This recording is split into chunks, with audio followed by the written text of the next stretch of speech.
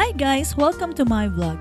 Dahil sa kakapanood ko ng mga food vlog sa YouTube, eto na nga nainggit ang person at naglakad-lakad ako para maghanap ng makakain.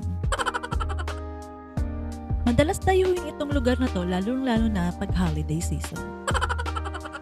Dito rin pwede rin mag-hangout yung mga magbabarkada, magpapamilya, ayan. Sa mga gilid-gilid na yan, nag-set up sila ng mga table. Hindi talaga ako masyadong nag-crave that time sa barbecue kasi di ko talaga alam yung kakainin ko. Pero eto, nung nadaanan ko ito, ayun ang tinatawag na draft beer dito. So, bumili ako sa halagang 7 RMB. Isang bote lang naman.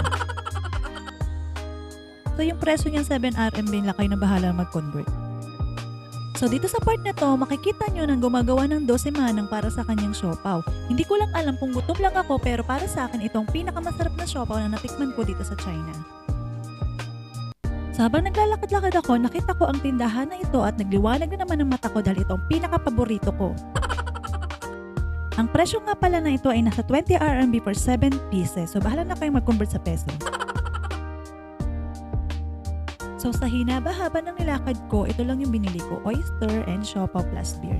Tapos may nadaanan din akong pancake. Hindi siya ganun kasarap pero okay na din. Mas masarap pa yung crush mo. Anyways, yun lang at maraming salamat sa panonood at pagtsatsaga sa walang kwentang video na ito. Bye!